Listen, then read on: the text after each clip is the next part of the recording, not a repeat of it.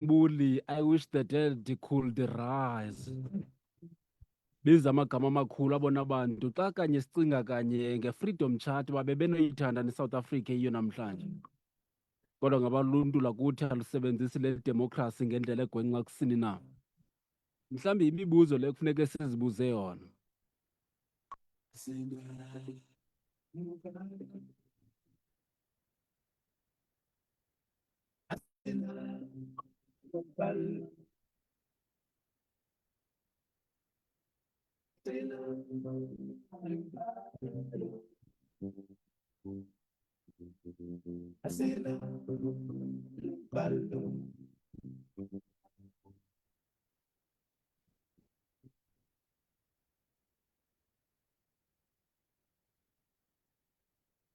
Sizuba nalo lona uvalo kuba ekugqibeleni ingquba kaxaka zengxaki ezijongene nathi kweli lizwe kufuneka zilungiswe sithi besithi enkosi kumngqongo thi amasiko nezithethe mfana wasevetlisi masitshintshe ikhasi.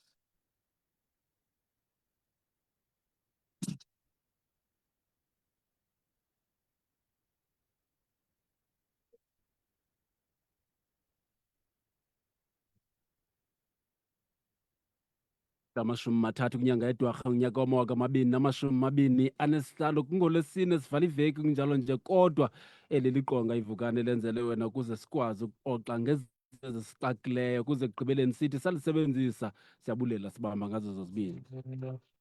Kuba ke negaga lomntu omkhulu lihlala kwanduli nam kulapho ndiphuma khona igama lam ndingu-Asanda Maliwa. Ibaluleke kangakanani naloo nto kuba kade izijwili nokungaxoli nokunqunguphala phantsi isithili sonke ngengquba kaxaka yengxaki yokulahleka komntwana phaya eDr AB Xuma Local Municipality, thetha ke ngendawo yaseNgcobo. Iinkqubo zokukhangela ekubonakala uba zithe gqolo ukuqhuba kodwa zithini na ezintsha ngoku nanjengoko abanye besenza bezama nemingcelele ethile kodwa ke abasemagunyeni nabo bebonakalisa ukutshweda nokukhala behlaba ikhwelo lokuba noko makube khona inguqu kuyo yonke le nto avele kanye lo mntwana sithetha ngaye kubonakala uba ulahleke phaya ngomhla we-13 kwinyanga lesikuyo. Bandicinga kakuhle fanuba seyiziveki ezimbini ukusukela ngoku xa sesijonge emva kodwa bakhona abantu abaza kuyibalula ncakasane loo nto kuba ngomnxeba sinaye kanye ummi nomhlalo wokuqala phaya eDr AB Xuma Local Municipality usodolophu councillor Siyabulela Zangqa. Sodolophu, enkosi kakhulu, siyakwamkela. Mandithathe lithuba Bhutasanda ndisibulisele kuwe apha estudio neendwendwe zakho mhlawumbi ezingaba zikhona ngaphandle kwam. Ndibulise abaphulaphuli balapha kulo masipala waseDr AB Xuma Local Municipality nalapho lamaza umoya afikelela khona. Ndithi ngalenjikalanga busuku benzolo. Bayet, siyabulela kakhulu. Kwenye icala sinaye ke othethela inkonzo yesipolisa kweli phondo lempuma Kapa nguye lo uCaptain Yolisa Mgolodela. Captain, siyakubulisa. Ndibulisa nam saziwam, ndibulise nabaphulaphuli bakaFrent. Nkosi kakhulu. Kwelinye icala sinayo ke intatheli yethu ezinze kulaa mmandla waseNgcobo kuye uNondumiso Mpaka. Ndumi, enkosi kakhulu, siyakwamkela.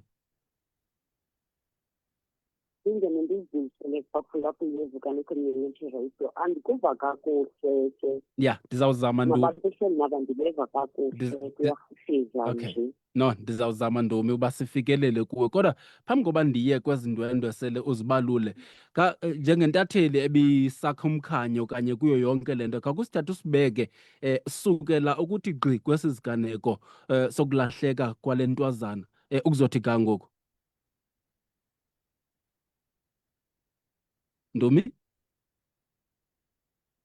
Ndumi, uyandiva? Hello. Uyandiva Ndumi? Akuva kodwa ndikuvela ezantsi, ndikuvela ezantsi. Masithi ngolu hlobo Ndumi. Masihle undiva njani ngoku Ndumi? Sithi ngoku? Okay.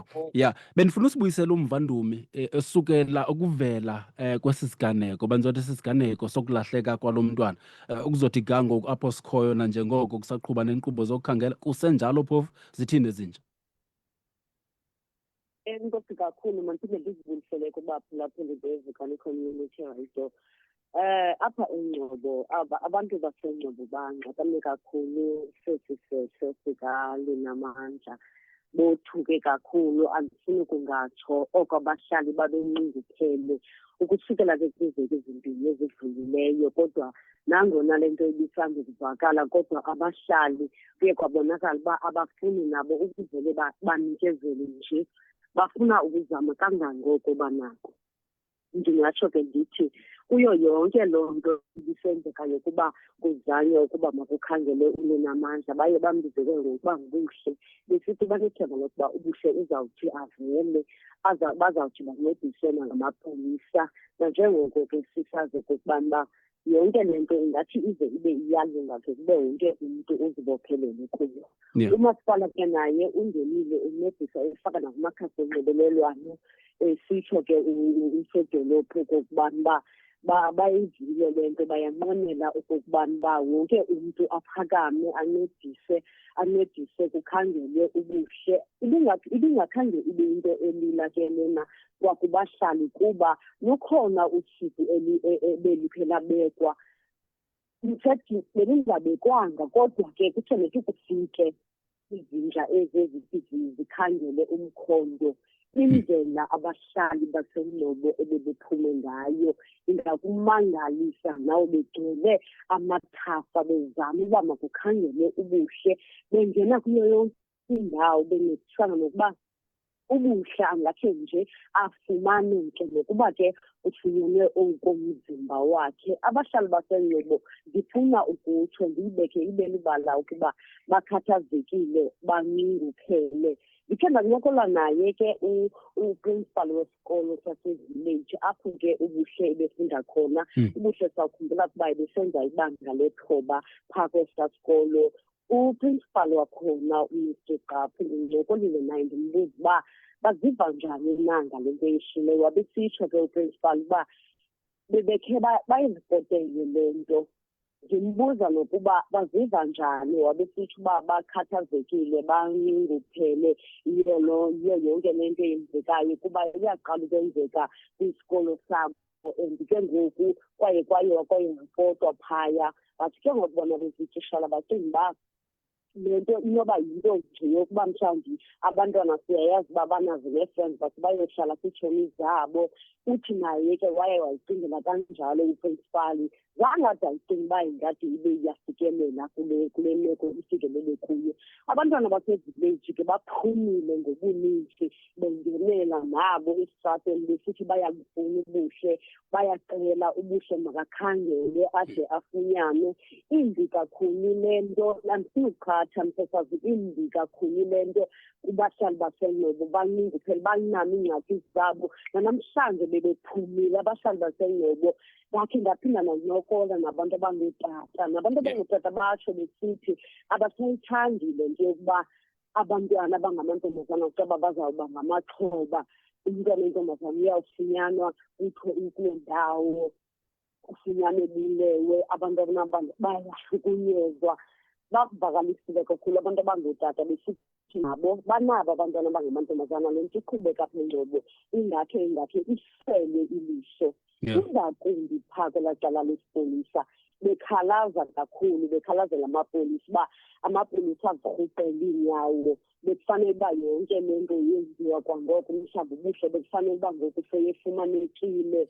Bayacela sicela uba makukhe kuncediswane, kungahlalwa nje. Namhlanje ke bebephumile kwakhona abahlali ke bekubanda. Namhlanje kuneendawo ezisexazayo, kodwa abahlali bebephumile. Abelali zonke zaseNgcobo, idolophu yaseNgcobo ibingakhange ibe yi-operator kakuhle namhlanje. Kunazo nevenkile ezivaliweyo for uba kuncediswe, kuba kukhangelwa ubuhle. But okwangoku kusenzima, kukabikho nto ifumanekayo. Nambendibuyela kuwo. Ya, kodwa intoni ugqibela kwam ukuncokola nawe bucala ubalule uba ukwazile ukuncokola nosapho. Injani imeko yosapho lwakhe?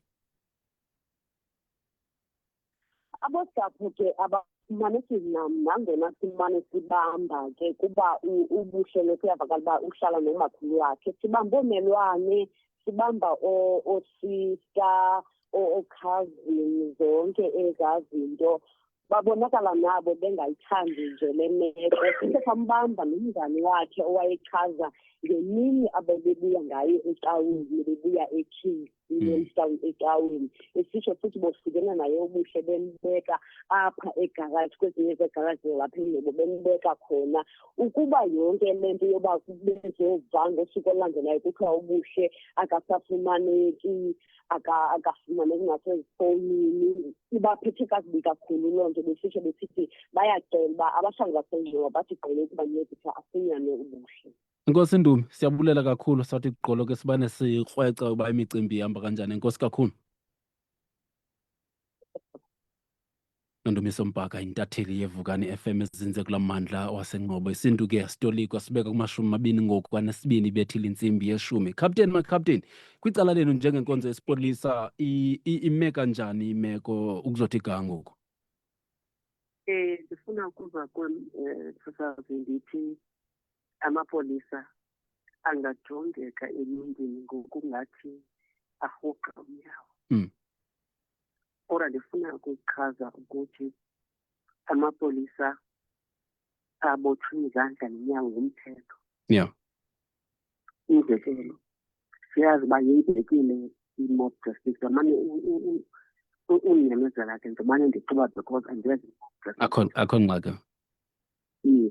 There has been i-mob justice enzekileyo.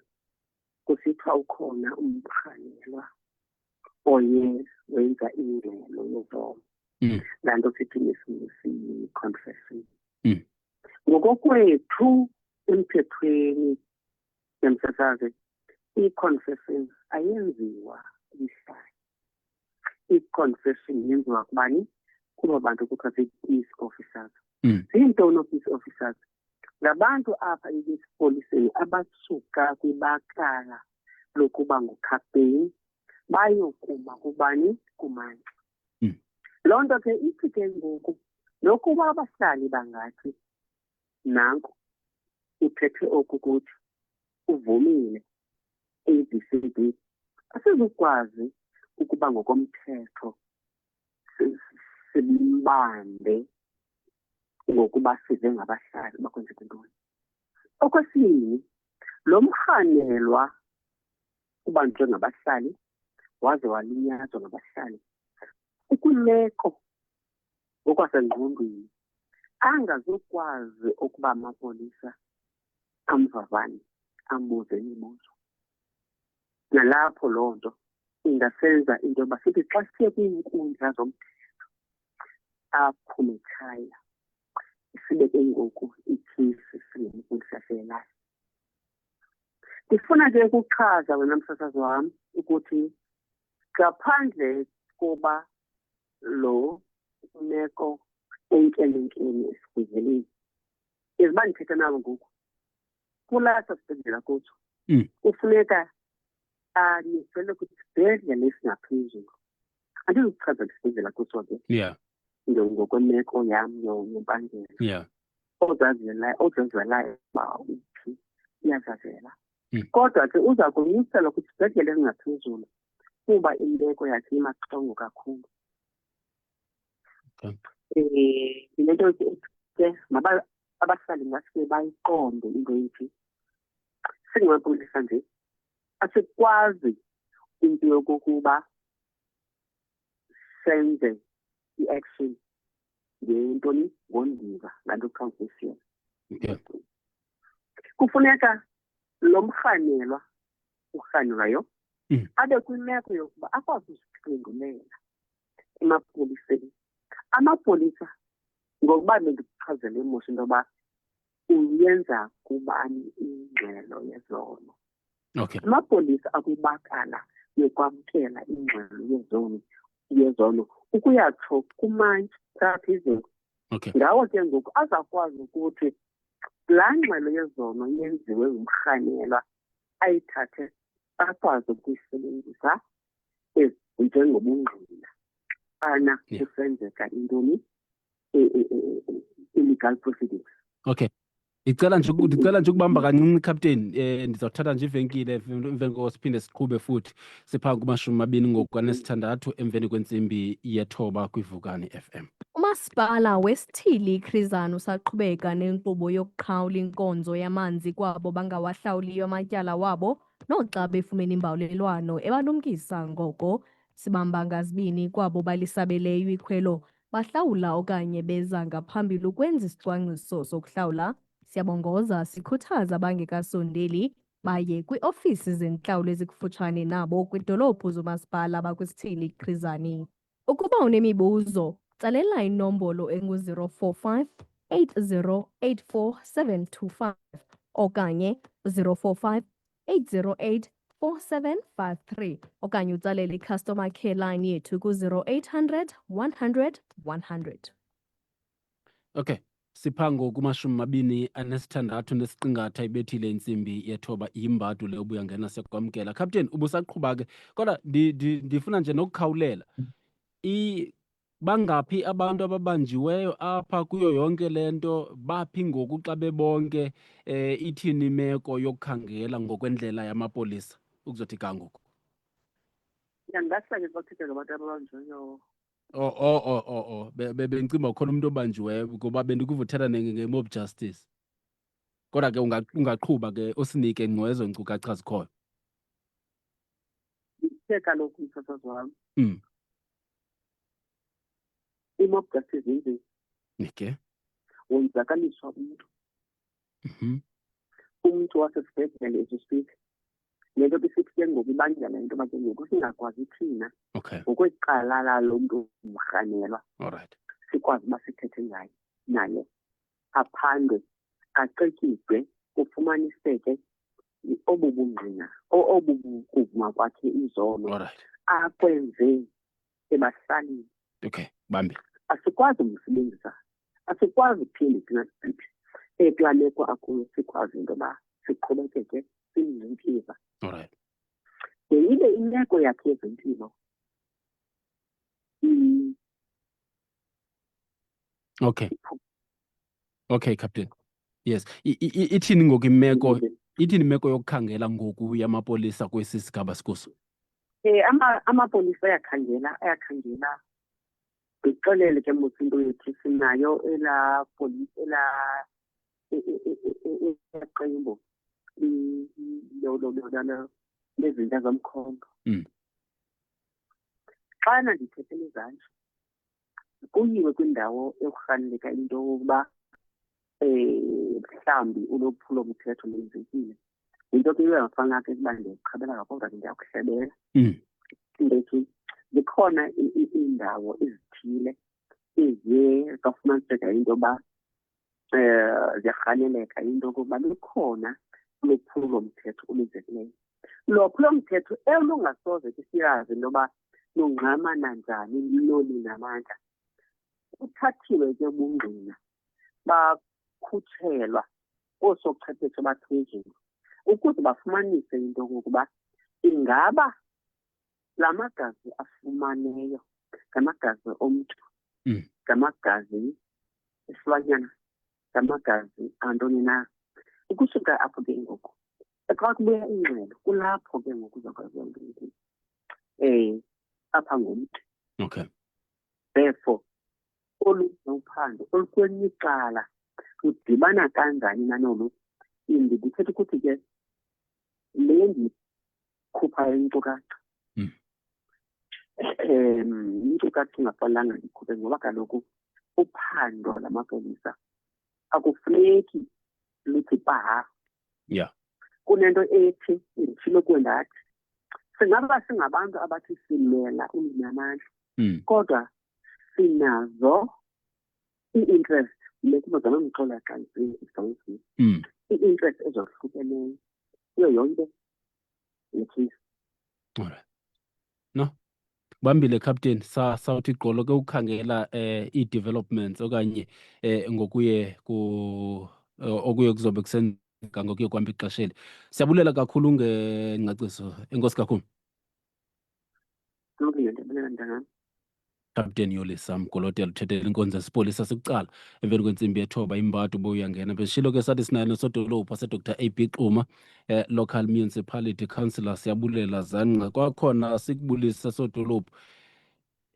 Nakomphi na usodolophu nakwesiphi ne-sphere of government into efana nale noko iyaxhalabisa. Enkosi msasazi, mandibulise apho kuwe, ndibulise nakubo bonke abantu abakhoyo njengoba besentenze ngolo hlobo. Yeah. Kuqala msasazi mandihloniphe la family, la lali ulinamandla suka kuyo, abantwana ebefunda nabo, abantu abasondeleyo kuyo msasazi.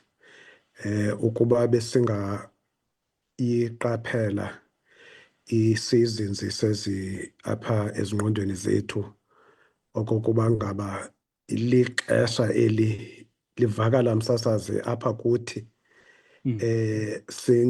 singazalani nolinamandla, singazalani nelakhaya. Kodwa msasazi kukho amaxesha okuba kube buhlungu kanobom. Ndizibuze ke kule ndawo ndime kuyo inoba xa kubuhlungu apha kum ngale meko, inoba kunjani na kwela khaya. Siyafuna ukutsho msasazi ukuthi esikuthethayo sonke singurhulumente, singabantu basekuhlaleni, xa sisenza lo msebenzi kufuneka siyazi msasazi intoba kukho umama phaa. Bendiphaa izolo ndiyobona umama kaLinamandla, ndifike kukho nezizalwane zakhe endlini. Ibiyimeko msasazi elusizi, imeko ebuhlungu xa abazali bomntana bade babe kwimeko yokuthi sifuna nje okwethambo likaLinamandla sizokwazi ukulibeka phakathi kwamanye amathambo alapha ekhayeni. Uyayibona ke msasazi ukuba asithethi ngawulahleka kwamoto apha, sithetha ngokulahleka komntu, umntu obelulutho phakathi kwekhaya. Ukungabikho kwakhe noba kungeyiphi imeko kunento ekuyenzayo apha ekhayeni. Siyafuna abantu bemithandazo nawe apho xa niqhuba nidibana nabakwalizwi, nabo bonke nabenkolo ekantu, nabo bonke abantu abangamachule ekululekweni kwemiphefumlo neentliziyo zabantu, ukuba bancedise ukuba elaa khaya noko lingadandatheki ngolaa hlobo, lingalahli ithemba ukuba ngaba ekugqibeleni uLinamandla uzawukwazi ukuba angafumaneka.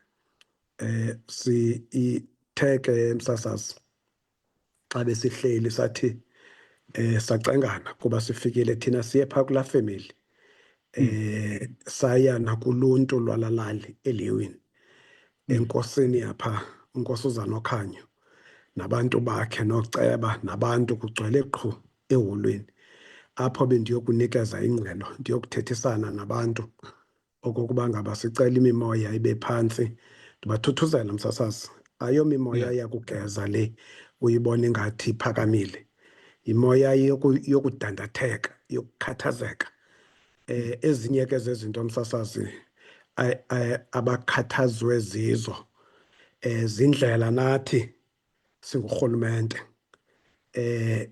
esingakhange noko ngokwezityholo abatyhola ngazo, kuquka nomzali wakhe, kuba ezinye izityholo bendizifumana ngomzali wakhe encakasana, lo ebeye epolice station nge-18 waphinda waya epolice station nge-19, eyithetha ngokunokwakhe, dandathekile. Kwanyanzeleka msasazi phaya ndidomboze ndicela uxolo. Yiyo le nto ingaske sonke xa sithetha apha olu xolo nokukucenga abantu befemeli ukuba basinikeze ithuba lokuba msasazi amapolisa akwazi ukwenza umsebenzi wawo ngaphandle kokuphazamiseka. Ngaske nathi ke xa sinikezwe ithuba kula maqonga sikwazi ukuqaphela ezo zinto, ukwenzela into yoba singathi sinomsebenzi esiwenzayo kule level yokuthibaza, ukucenga abantu nokwamkela iimpazamo zethu msasazi. Because eyona nto ibalulekileyo kukuba sikwazi ukwamkela iimpazamo zethu apho singenzanga kakuhle khona, singabi ngabantu msasazi aba-arrogant, sikwazi ukwamkela iimpazamo zethu kuba noko khange kuhambeke kakuhle phaa. Linyathelo lokuqala elo endilenzileyo egameni likarhulumente wonke, kuba amasebe karhulumente asebenza kulo mhlaba waseDr AP Xhuma, kulo mhlaba waseNgcobo, asebenza phantsi kwesikhokelo sokucoordinator yilaa ofisi kasodolophu ekukho mna ke kuyo. So Yeah. kuthi ke xa kungahambanga kakuhle msasazi kufuneka into yoba ndibe ngumzali ndikwazi ukucela uxolo ndithibaze okokuba ngaba sizawukwazi ukuyijonga le nto, kodwa ngoku masibe sijonga le eyomntana ongekhoyo. Sizenzile ke ezo zinto, sithetha nabo nootishala, sizithumele ii-social workers ukuba njengoba ndisithi kubuhlungu xa ufika phaa. Ubungaya phaa Mntakamaliwa, ungafika ungabuya ungomnye umntu. Naxa uthetha Yeah. ngale nto apha ereyidweni ungabuya ungomnye umntu. Ubungayongena phaa ujonge abazali balo mntana, ujonge izizalwane zakhe, ujonge ilali yakhe. Ndithetha mna ngabantu abasondele kakhulu kuye.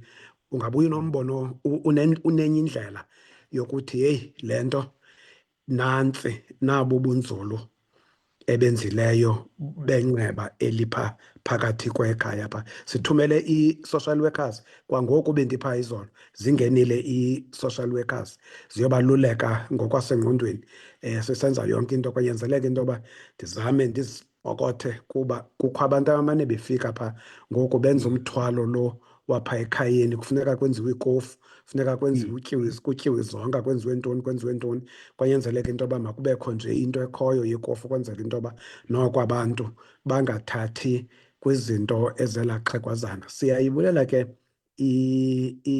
ingxelo so far kuba amapolisa lapha eDr AP Xhuma eNgcobo amane endixelela uba ngoku kumaxa silapha, ngoku kumaxa sisenza loo nto. Siyafuna ke msasazi ukuphinda ndizitya ndigila ngentobeko nokuzithoba okungumangaliso kubantu abathi bathanda uLinamandla.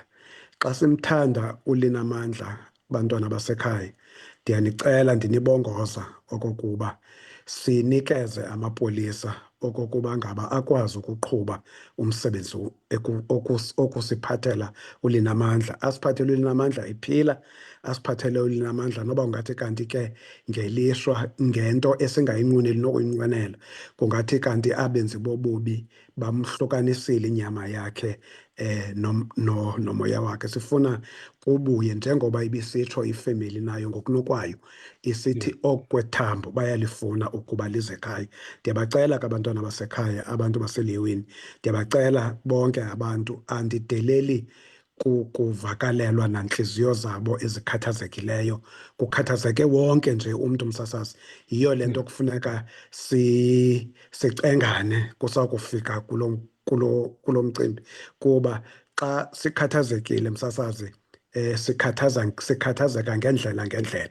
Ndiyabacela aba bantwana ukuba naba bazali baseLeweni nabo bonke iitshomi zikaLinamandla okokuba ngaba noko bantwana basekhaya make sithi sikhathazekile nje, kodwa singalibali ukuba izinto esizenzayo zingake zithibaze amaphulo, zenze lo msebenzi bekufanele ubuyenziwa wokuba kukhangelwe uLinamandla. Sisebenzisa zonke izinto esinazo, sisebenzisa amandla esinawo, sisebenzisa amapolisa wonke akhoyo, ii-units ngee-units.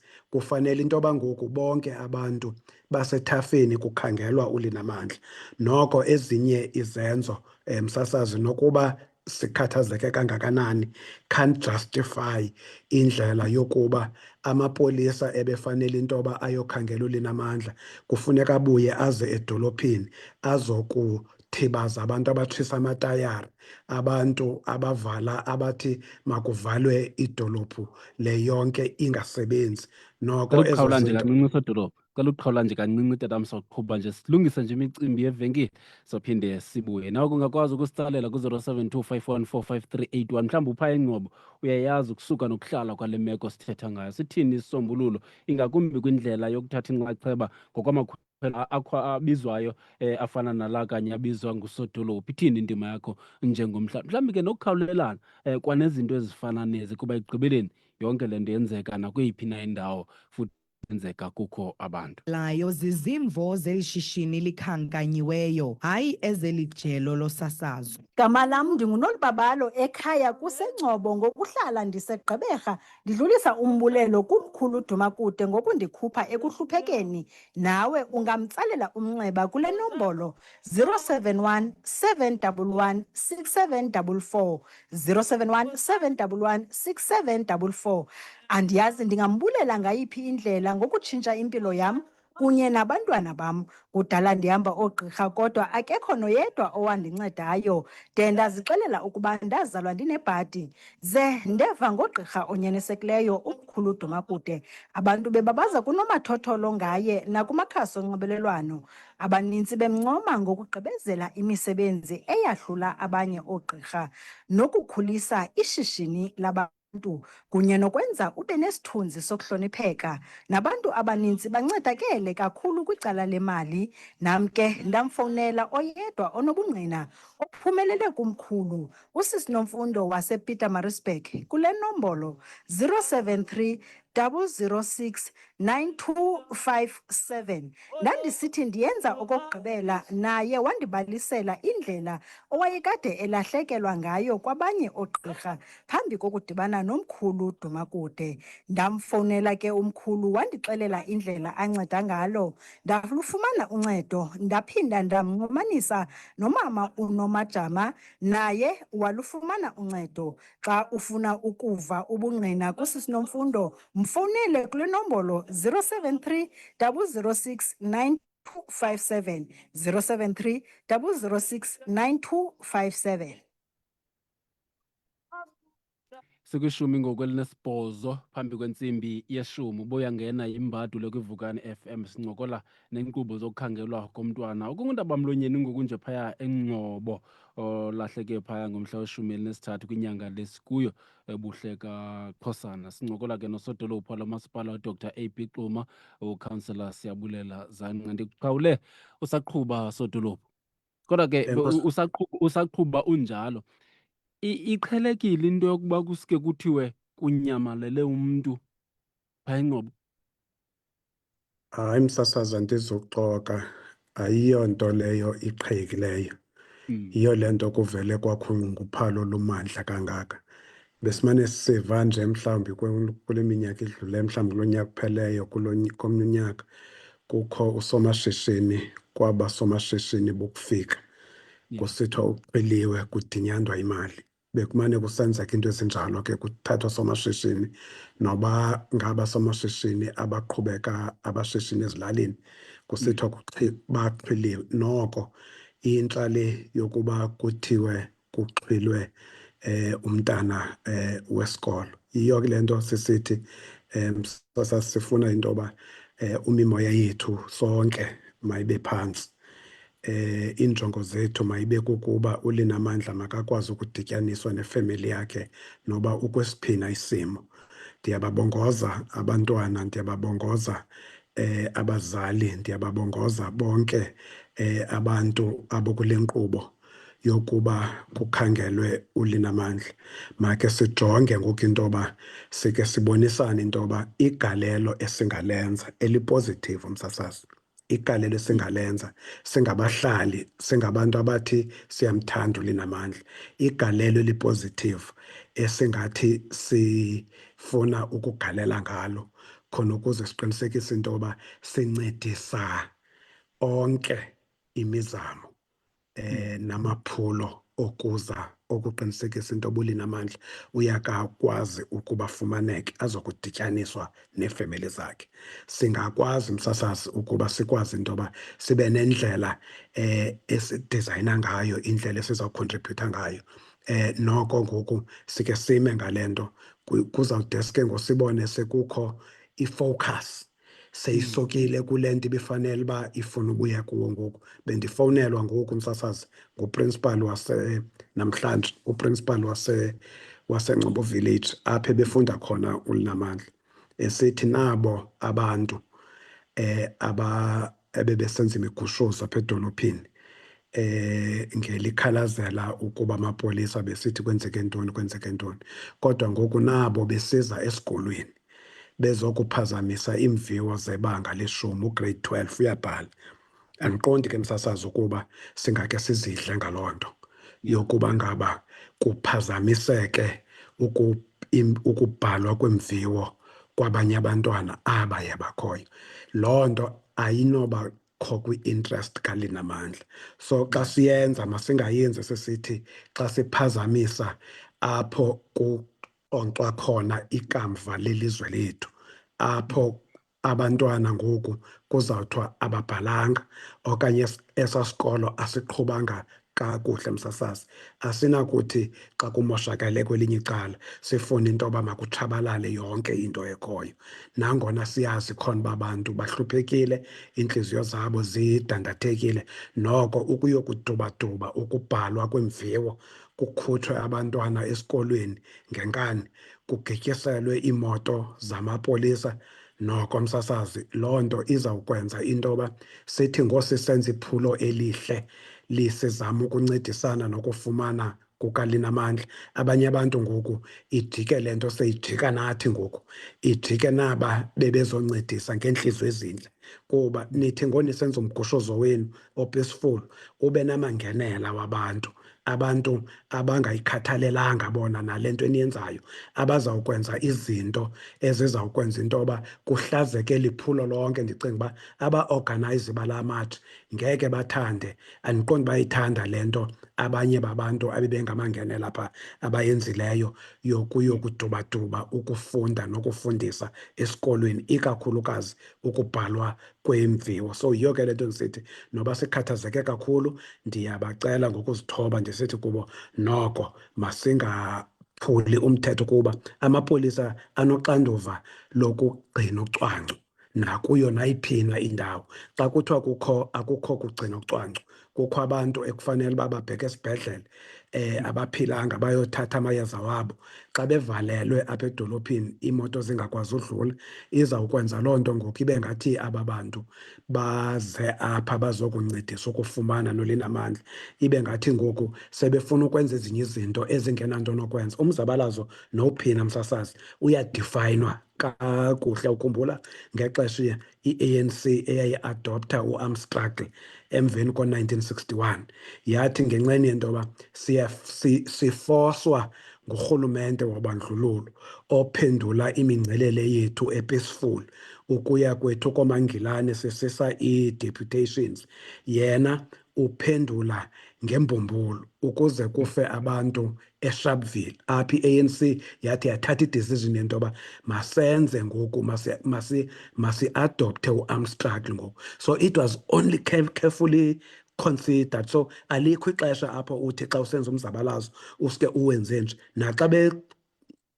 Naxa abanye abantu kudala besithi hayi sizawuya esigalweni ngoku, bebesithi hayi ze sisabotaje i-economy qha, kodwa ze kungabikho loss of life, ze siqiniseke wonke umntu ozibandakanye nalo mzabalazo ukuba sithi sizawu-embarka on a peaceful demonstration, akukho mntu ozawube ulapha kuthiwe utshisa amathayari, akho mntu uzawube lapha abe ethukisa. Siqale msasazi phambi koba sibe ngomeya, siqale sangabazabalazi kuqala, besikhokela imizabalazo yabafundi, besikhokela imizabalazo kwimibutho yolutsha. Siyayazi into yoba nawuphina umzabalazo okucaca into yoba awufuni uba nayo le nto kuthiwa yi-political discipline, uba compromised, ungafumani sapoti nakubantu enifuna into yoba bawusapote loo mzabalazo. So kubalulekile into yoba ngawo onke amaxesha noba sizibandakanya nowuphina umzabalazo, i-conduct yethu as we pursue that particular revolution, it is very, very important. Yiyo edetermina ukuba abanye abantu bazawuxhasa nalo mzabalazo. Funeki kumzabalazo ukharacterizwe ngento yoba hayi phaa kudibene abantu abazindlaveni, abekho abantu abazawuzibandakanya nabantu abanjalo. Nefemeli yabo ibisitsho xa besiye phaa kubizolo isithi hayi bakhona abantu esingenawubanqanda kuba bayasinceda ukuba ukusikhangelisa uLinamandla, kodwa sifuna niyazi sodolophu into yoba ukubundlobongela nolwaphulomthetho ayiyonto esiyixhasayo leyo ekuncedisweni ukukhangela uLinamandla. Ndithetha umlomo wefemeli. So akho mntu ke ngoku nozathi ukhangela uLinamandla ngaphandle komlomo nomnqweno wefemeli. Ya ngoba into edala uba ndiyacinga ngokuba ngaphandle kwezintshukumo zokuzama ukuphazamisa esikolweni, njengoba utshilo nawe abantwana abasondeleyo kuyo uba ndizama ucinga uba kwenzeka ntoni ngoku ezingqondweni zabo ontangandini bakhe. Kodwa ukusebenzisa le meko njenge-point of reference inoba lifikile ithuba lokuba ngoku because akho mntu unothatha blame apho. Amapolisa aze nento ecacileyo, akho mntu kunothiwa kunyolwa yena uba bekwenzeka nje ngeyingenzekanga le nto. Kodwa mhlawumbi isicwangciso sokubheka phambili nokuzama ukukhawulelana nale nto mhlawumbi zikhona kwaseluntwini lusebenzisana nabasemagunyeni. Sasazi into ebangela into yoba ndide ndisuke apha eofisini ndiphume eofisini bendibamba intlanganiso namapolisa nee-stakeholders zonke ezichaphazelekayo. Ndasuka apho ndathi ayizunceda into yoba ndihlale namapolisa ne-Department of Education no-Social Development nemibutho yoluntu. Mandihambe ndibheke elewini ndiyofaka nemilomo nabantu sizokwazi into yoba sivumelane ngento yoba ndide ndaofarisha kubo izolo xa bendinemithingi eholweni ndisithi xa kuthiwa niyaphaya ekukhangeleni ngobunintsi kuba angathi amapolisa xa ekhangela kwelinye icala sibe sikhangela nathi kwelinye icala, singakhangeli ngokuphazamisana nezi zintsha zomkhondo, ukwenzela into yoba ingabi ngathi kukho umntu onqandwayo apha Msasazi ukuba makangabi yinxalenye yokukhangela, kuba asiyazi into yoba ngubani na onokuthi xa eyile ingqondo yakhe nomoya wakhe umkhokelelele ngakule ndawo ulinamandla akungathi kanti ukhona ukuyo indawo. Yonke le nto Msasazi sithi sifuna ukuba bonke abantu sisebenzise amandla wethu ekuncediseni ekuthini ulinamandla ndithilo xa bendithetha nabo phaa izolo kula ntlanganiso ibiphaa ndathi akukho gosa likarhulumente, sisebenza sonke sigayidwa yinto ekuthiwa nguBatuphili ethi abantu kuqala. Abantu into kaBatuphili ke iza kuxelela ii-service standards ukuba xa useva abantu kufuneka ubaseve kanjani, iza kuxelela icacile. Sonke thina singamagosa karhulumente sithe go through that particular process ukuba kufanele siziphathe njani njengamagosa akarhulumente. Sithe siza kuyifuna ingcaciso epheleleyo yento yoba ezi zityholo lo mama athi kukho le ndlela afike waphatheka ngayo emapoliseni nge-18, kukho le ndlela afike waphatheka ngayo ukuhlala usuku lonke lwange-19 kungekho mntu umhoyayo. Sicelile uxolo ngaloo nto phaa, kodwa sithi asinoze siphele lapho Msasazi. Kaloku sikwizikhundla zophenduliso. Nam phaa kulaa ofisi ndikuyo ndiyaphenduliswa amaxesha ngamaxesha, ndisuka kwi-Joint Standing Committee sakwaCOGTA kwiiveki ezimbini ezidlulileyo, ngoku ndiyophenduliswa. Akekho umntu apha eSouth Africa othi ukuba unezinto ekucaca into yoba noko abantu abavi kamandi ngendlela abaphethe ngayo. As long usesitulweni sokuseva abantu kufuneka Msasazi sikwazi into yoba kukho indlela ethile ekufuneka sibaphethe ngayo abantu. And at the level of leadership there must be a level of taking full responsibility. Ukuba phaa kum emsebenzini kuthiwa kukho abantu abamoshileyo Msasazi, okwama ikokubakhusela ndenze yonke enye into, ndifuna ukuthetha ngendlela engathi hayi asebe rongo ngaba sebe esenza le, ndingayifuni ukuyiqonda into yoba abantu sebenomsindo nje kuqale kwathini uqala. So is to take full responsibility. Abantu bakuthi once uthathe full responsibility about indlela othe owenze ngayo ebingofanelekanga into yoba let's not use our positions in order Msasazi sicinge abantu bakuthi abanamalungelo. Abantu bakuthi baphila in a constitutional democratic state. Urhulumente accountable to the people. Those are the basic fundamental principles zorhulumente lwethu. So we must know that at all material times we are accountable to communities. Ezi communities esizisevayo we are accountable kuzo. Kunendlela ekufuneka siziphethe ngayo nendlela ekufuneka sibaseve ngayo msasazi. Leyo into yona asifuni nokuyinyonyobisa msasazi, kuba ke thina kwesi sethu isitulo bangayithatha abanye bangafuni ukuyithetha ngokuphandle, kodwa kwesi sethu isitulo thina kuba kufuneka sibe objective, sibe honest about issues, so that abantu msasazi bazokwazi usi-understand. That is why bendine-understanding nabo, ndikwazi uthetha nabo benomsindo. It's because I had to admit apho senze kakubi khona. I had to admit ukwenzela uba bazondithemba into yoba ndizawukwazi ukuzikorekisha ezi mpazamo zam. Yeah, ndiyacinga ke sedolophu njengoba bendishilo nam xa ndihla kule nto yoba akho mntu sinawumnyola ngoku sithi lityala lakhe eli yonke le nto yenzekileyo, kodwa ndiqinisekile nawe njenge-first citizen yaseDr AB Xuma awunqweneli uphinde uyibone into efana nale, ingakumbi xa sesijonge kwixesha leziyunguma zokuphela konyaka. Nokubeka ke ityheneba kumntu okude xa ejonge ingqobo ukuba xa kuthe gqolo kusenzeka into ezinje, nalo ebecinga uzotyala imali uyakuthezeka amandla noko. Sinelo xhala msasazi, wakhiwa imoli njengoba ndithetha nawe ngoku. Kune-R61 owenziwayo usuka apha e-All Saints ubheka ngaphaya.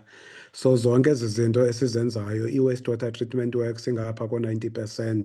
Sijongene neprogram yokuqinisekisa into yoba siphucula i-Main Street le ilapha eNgcobi, idolophu yethu le ibukeke, kuba xa sekwakhiwe laa mall iza kuthi idolophu le yethu ibe ngathi ixwebe kakhulu.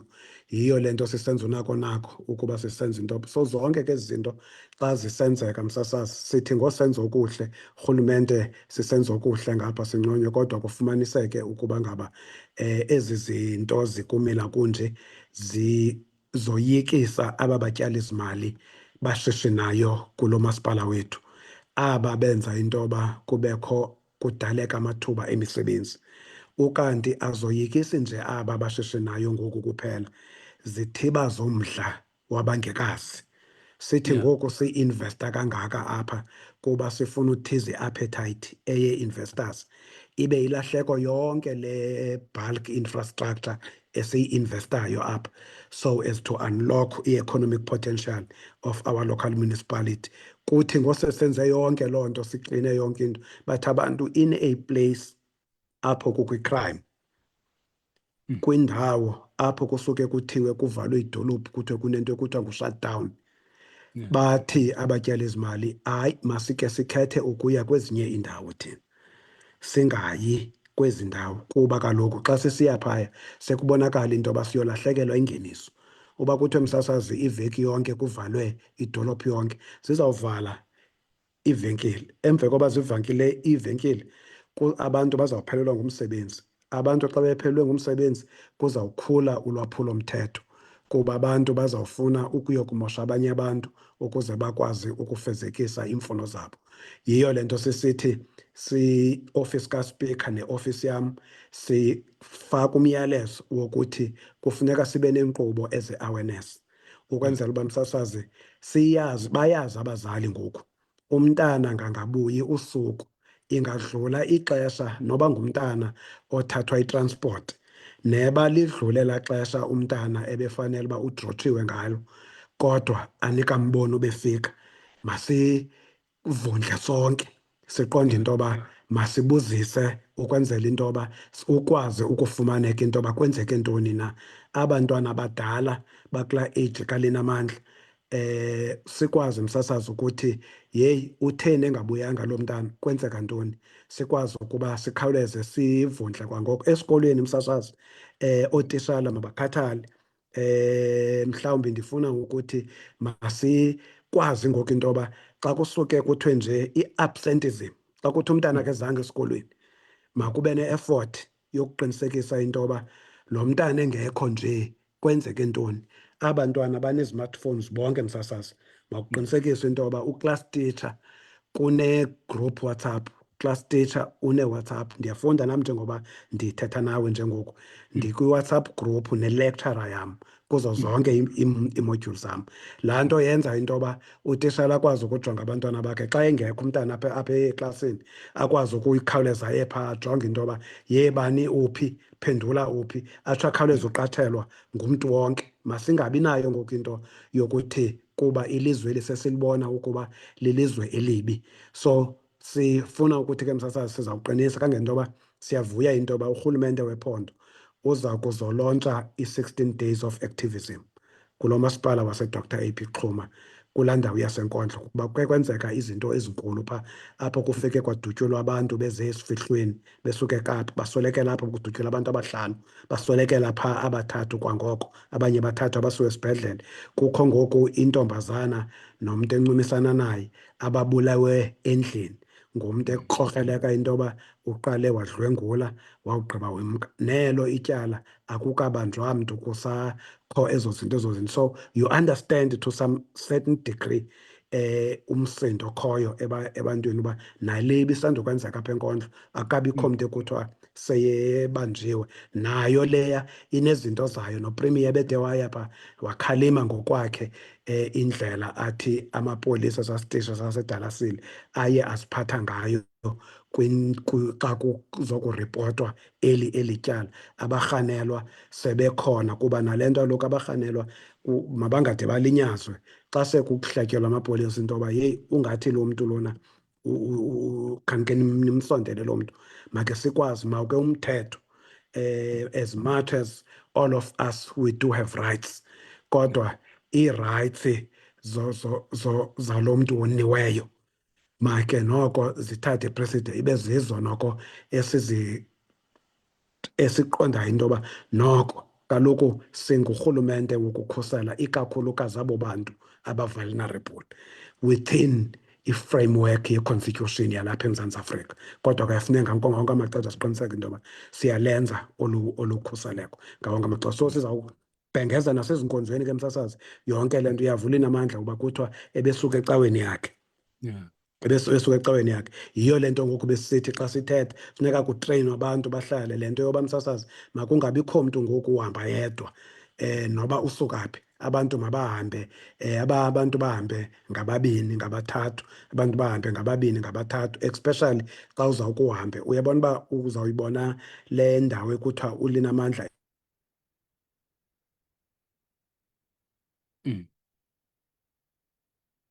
Uqhawukile ngosodolophu, uqhawukile ngoku, andazi uba kwenzeke ntoni ungavakali nje. Kodwa ayikho lapha kum into, andiyazi uba kwenzeke ntoni kwelo cala lakho. Uyandiva kodwa ngo? Uyavakala ke ngoku sodolophu, ya. Vakala ngo? So Uyavakala mabahambe ngoku. abantu, mabahambe ngobabini abantu kwenzela uba ubuyayibona laa distance inde kakhulu ukusuka phaa kule ndawo bothulwe kuyo ukuwelela ngaphesheya phaa. So yile nto ndithi ke funeke ngoku sibatreyine abantu bakuthi into yoba noko noba kukho umntu onihlaselayo kungake kusinde omnye abaleke akwazi uyoxela into yoba hayi bekusenzeka le nto. Kufuneka msasazi omnye umlo ekufuneka nisincedise kuwo. Mhlawumbi ke sizothetha ngawo apha namapolisa nemibutho yabantu yasekuhlaleni. Kufuneka sikulwe ukuthengiswa kwe-drugs kwezi ndawo esihlala kuzo. Unobangela wezi zinto zonke zizalwa kukusetyenziswa kwe-drugs. Uluntu lwakuthi ndingayivuyela ezimathi msasazi ukuba kungake kubekho ezimathi kuthiwe kune-shutdown kuba amapolisa ahletyelwe abantu abathengisa ii-drugs abababambi abo bantu.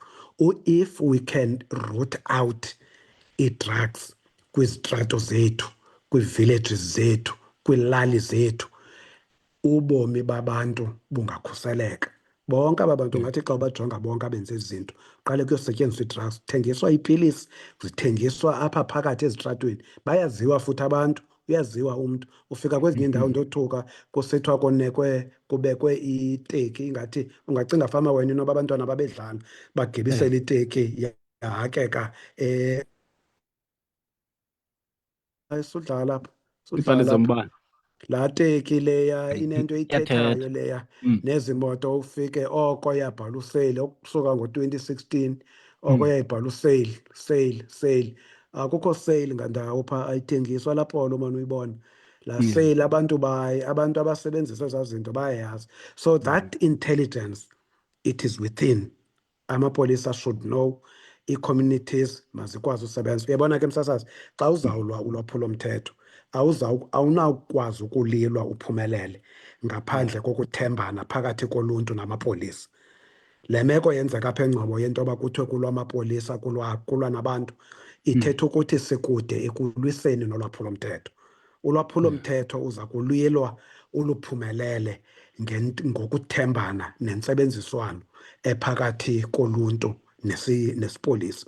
So noba kwenzeka ntoni msasazi, kufuneka sithathe uxanduva loyokuvuselela oba budlelwano buphakathi koluntu namapolisa, so that abantu bangoyiki ukuze emapoliseni bazokuthi nalu ulwaphulomthetho.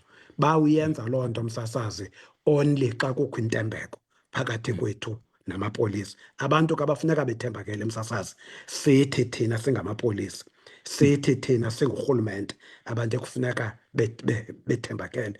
Once sithembakale thina kuthiwe xa kuzochazwa into ukuthi akukho mntu ekuzawusefile kucaca into yoba i-information iphinde yaphuma kwalapha emapoliseni okokuba ngaba nanku umntu ebezochaza into yoba uthengisa iziyobisi. So we must make it a point that we are cleaning our house, sibe ngabantu abathembakeleyo. Once sibe ngabantu abathembakeleyo kuzawuba kulula ukwakha i-partnership nabantu. Sisawukwakha le strong partnership nabantu sizawukwazi ukululwa ulwaphulomthetho. We are going to have safer communities. So that trust relationship, it's a precondition phakathi kwethu noluntu. Nokuba sizawukwenza ntoni na, ifilosofi esisebenza ngayo ngoku yi-community policing. Ifilosofi esisebenza ngayo ngoku noba uthetha nge-development kuthiwa yi-people's driven development. Awukwenzi into ngaphandle kwabantu, kuba uba uyenza into ngaphandle kwabantu, abantu abazukuncedisana nawe kwaye kuza kuba nzima bayikhaba oko. So ibalulekile this partnership. Sisacrifice for yona, siziyeke ii-egos zethu, siqinisekise into yoba we build this partnership. This partnership is going to yield positive results, is going to help us to fight crime. Nyama ndikunike sodolopha amazwi okugqibela ndikukhulule njengoba sewutshile uba ungumfundi funeka ukreme ngoku. Ndiyabhala ngentsimbi yethoba ngomso. Yeah, Ndiyafuna ukuthatha ilithuba lokubulela apha kuni msasazi. Lamaza wenu wafikelela kuyo yonke indawo, and ndiyalibulela igalelo elenziwe yiVukani Community Radio, igalelo elenziwe yi-Engcobo Community Radio. Intatheli zenu msasazi zikhona on the ground. Intatheli zenu ndiyazibona nakula makhasi onxibelelwano, including nesikhululo senu. They were sharing lento yokukhangela kukhangeliswe kukhangelwa uLinamandla. Siyalibulela elo galelo msasazi. Siyifuna kananjalo ukuthi sikhuthaza abantu nakanjani information makungabikho mntu uyidelelayo information noba incinci kangakanani na, masithathe information siyoyinikeza amapolisa. Ngamapolisa aza kuthi ayixilonge, asebenze ngayo, ayibone into yoba ingaba kukho apho ingabasa khona na. Ndiphinde futhi ndiaphile kuluntu lwakuthi, ndiaphile kubo bonke abantu abasondeleyo kuLinamandla. Ndibacela ngokuzithoba okukhulu okokuba ngaba konke ngoku esikwenzayo masiqinisekise into yoba we are contributing positively okokuba ngaba uLinamandla makakwazi ukubuya. Ukuxabana sodwa msasazi, kukho umama olala ongakwaziyo ulala, oko enentliziyo ebuhlungu. Qho xa ebona imoto ucinga into yoba kuza abantu abazothi uLinamandla ufumanekile ngoku. So imisindo yethu kuba kuyo yonke lento esiyenzayo msasazi, asizenzeli nje thina kuphela, kodwa abona bantu basondeleyo enxebeni nabona bantu bophayo kakhulu yifemeli. So kufuneka ke ifemeli siqiniseke bengabantu abangenokwazi nokuzithethela. Kufuneka siqiniseke into yoba izinto esizenzayo zizinto ifemeli eziyenza ukuba bathi xa belala bathi hayi siyababona aba bantu banegalelo elibonakalayo eliya ngasentweni yokuba noko umntana wethu uza kude afumaneke. Ukuxabana nokungqwalana nokubethana nokuvala izitrato nokwenziwa ntoni, uLinamandla akekho apha ezitratweni apha edolophini. Masihambe siyokukhangelisa bonke abantu ekufuneka siyokukhangela, siqinisekise into yoba uLinamandla uzawukwazi into yoba adityaniswe nefemeli yakhe. Kuba ilizwi lam belitshilo nayizolo kubo okokuba ngaba akukho nalinye ilitye esiza kulishiya singakhange salinqika ngendlela individually esiziphethe ngayo kwizitulo zethu zamagunya ebekufanele into yoba siye sawuphatha ngohlobo oluthile umcimbi, kodwa noko sawuphatha ngohlobo noko olungaxolisiyo. Kuzawufuneka wonke umntu ephendulisiwe, kodwa ekugqibeleni makubekho inzolo. Ekugqibeleni makubekho ukuba singaphazamisani neenkqubo zokukhangelwa. Amapolisa sasazi yiyo le nto bendisitsho nasebahlalini ukuba singathi ngepolisa mhlawumbi ipolisa elinye eli lingakhange lingabonakalisi nkathalo, okanye ngamapolisa amabini langakhange abonakalise nkathalo. Sivele sithi umsebenzi lo nokusebenza nzima nokungalali kwamanye amapolisa sivele sibapeyinte bonke ngebhrasha enye, bonke sithi hayi, bonke siza kubathuka, bonke sizobatoyitoyela bonke. Masiyazi into yoba phakathi kwabo kukho amapolisa futhi amaninzi wona kakhulu asebenza ngokuzinikela, athembakeleyo, asebenza nzima ukuqinisekisa into yoba le nto esifuna ukuyi-achieva siyakwazi ukuyi-achieva. So those men and women in blue abathembakeleyo, let's make it a point that ukusebenza kwethu sikusebenza ukuqinisekisa into yoba siyabaxhasa, siyabasapota, asibagaleli manzi ukusebenza kwabo ukwenzela ukuba msasazi bakwazi ukukhuthazeka. Sibuye ke ngoku sizokujonga lawo mapolisa amabini nelinye elingaba lingcolisa inkonzo yesipolisa. Sithi wena uyasimosha, sicela nina basemagunyeni nikwazi ukumluleka, nimlulekele into yoba abe ngumntu ozawukwazi ulunga, ukwenzela into yoba akwazi ukuba xa udilisana nabantu kufuneka ubaseva abantu ngembeko, ngesidima, intlonipho engumangaliso. So sifuna uthetha loo nto, sithi sikhona sawuphinda size apha kweli jelo sizokutsho into yoba mhlawumbi kumaxa kundawuni, kodwa amapolisa xa emane endihlebela noko batshilo nanamhlanje amalanga into yoba noosodolophu asikafikeleli kwimeko apho sithi sincamile. Bekunetha ke namhlanje, so xa bezazinja asikwazi ujoja kakuhle xa kunetha. Sithi xa sijonga ke isimo sezulu sangomso ingathi amaqondo apha koma-28 kulo masipala waseDr AP Xhuma. Noko sinethemba le nto yoba kuzawuphinda kurizunywe futhi kuphinde kuhanjwe kuyo kusetyenzwa khona ukuze kuqinisekiswe into yoba noko msasazi makungaphinde kuthiwe side sikrobe kwinyanga ezayo ngomntu ebelahleke nge-13 wayoripotwa emapoliseni nge-18.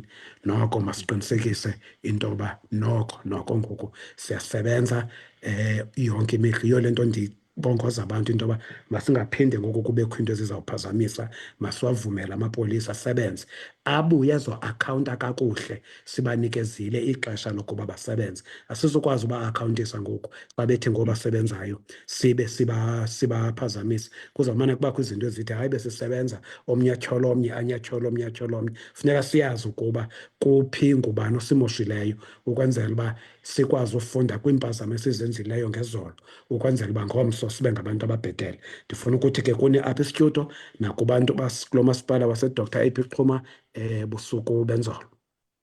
Nkosi Sodolophu, good luck nakwizifundo zakho, ngethemba lokuba emveni kwazo ezo zifundo ezomviwo uyawukwazi uba ubuye uzoba sisiporho nathi apha kulalwa apha.